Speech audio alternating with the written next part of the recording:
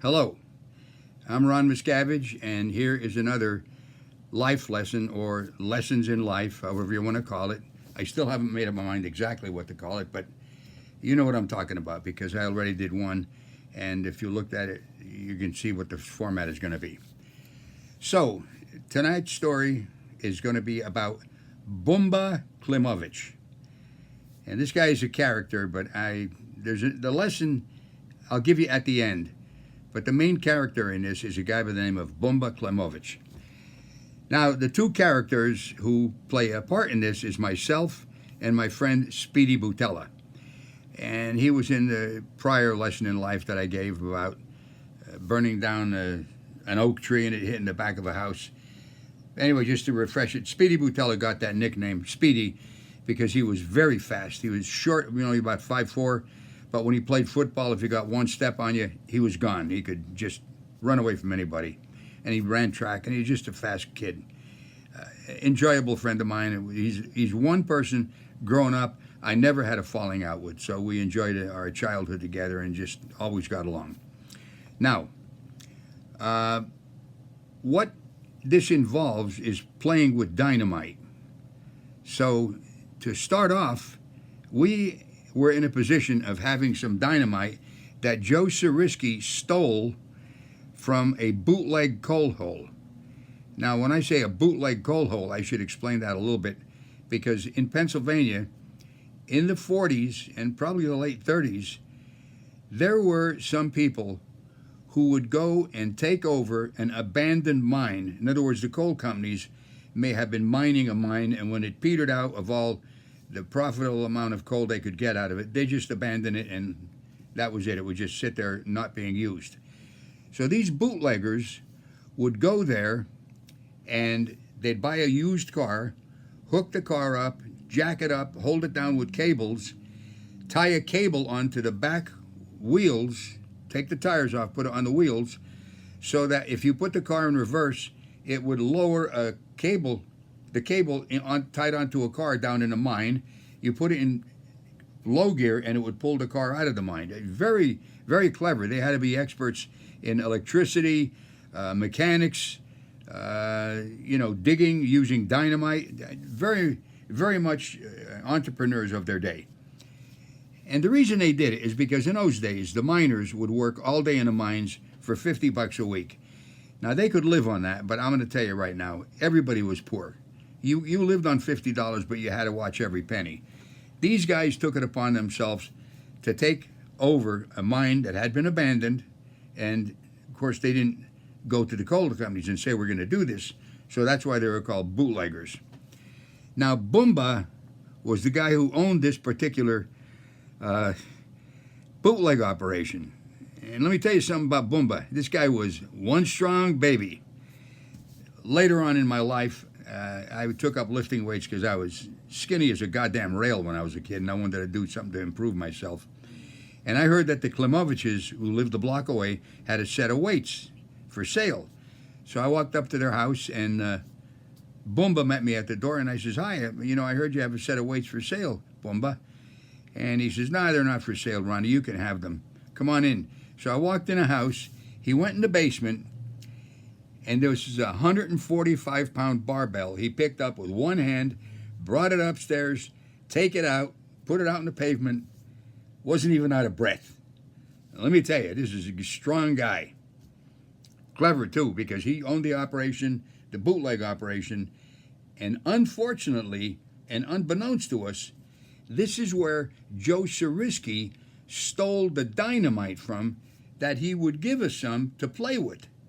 Like, we didn't know where he stole this from, but where we were going to do this play minor that day was right next to Boomba's bootleg coal hole. Joe Sariski stole dynamite, blasting caps, fuse, gas. So Speedy and I had some. Let me back off a little bit to tell you about Boomba's brother, Killer Klimovich. This family was all characters. Now, Killer didn't deserve that nickname. As a matter of fact, I don't know how the hell he got it. But anyway, we're upstate Pennsylvania. I used to go visit my mother and dad up there, and my mother would babysit our kids, and we'd go out in the local watering holes and drink beer with a whole bunch of people and have a great time dancing to the band and just telling jokes and enjoying each other's company. And one night we're talking about wrestling, and Killer says, you know, these goddamn wrestling terms they use, where the hell do they come up with? Like the bend, bar, ball hold. There's no such name for a move, but he lives forever because of that one statement he made. And here it is. It's 60 years ago he said it, and I'm bringing it up again. Now, getting back to the story, though. Speedy and I decided to play minors, okay? Now, as kids growing up in that area, it was very laissez-faire. You could do what the hell ever you wanted to do, as long as you didn't hurt anybody and you didn't get hurt yourself. So we had a stick of dynamite that we got from Joe, and there was kind of a hole in the ground. It wasn't really a mine, but it was a little bit of a hole. We pretended it was a mine.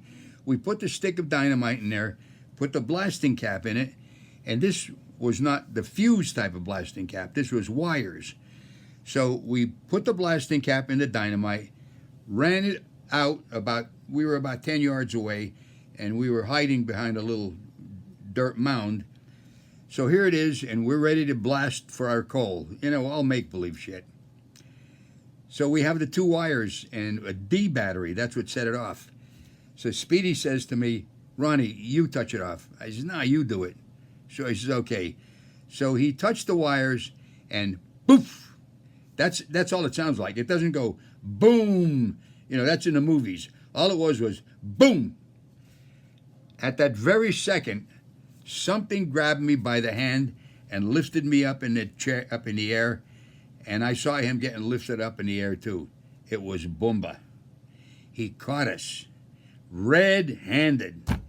He said, so you're the little bastards who have been stealing my dynamite. I'll tell you something. I thought I was going to die of fright. I says, oh, please, it wasn't us, Joe. We ratted immediately. We said it was Joe Sarisky. He did it. He just gave us some, but we didn't know he stole it from you, blah, blah, blah. He said, listen, I'll tell you what I'm going to do. I'm going to lower you into the mine overnight, and you can play with the goddamn rats down there. Well, I almost died. We're hanging there like two guys ready to go to the gallows. And all of a sudden he says, well, Ronnie, I know your brother, so I'm going to let you off this time. So don't you let me catch you little sons of bitches doing this ever again. He put us down. We ran home. He reformed us for that day anyway. Now, what's the lesson to be learned here?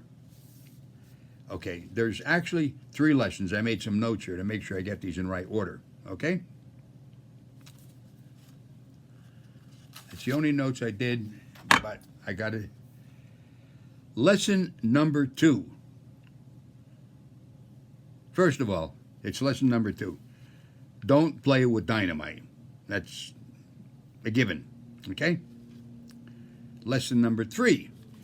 If you're compelled, if you have this unbelievable urge to play with dynamite and blow stuff up, don't use it and blow things up next to where your friends lifted it for you.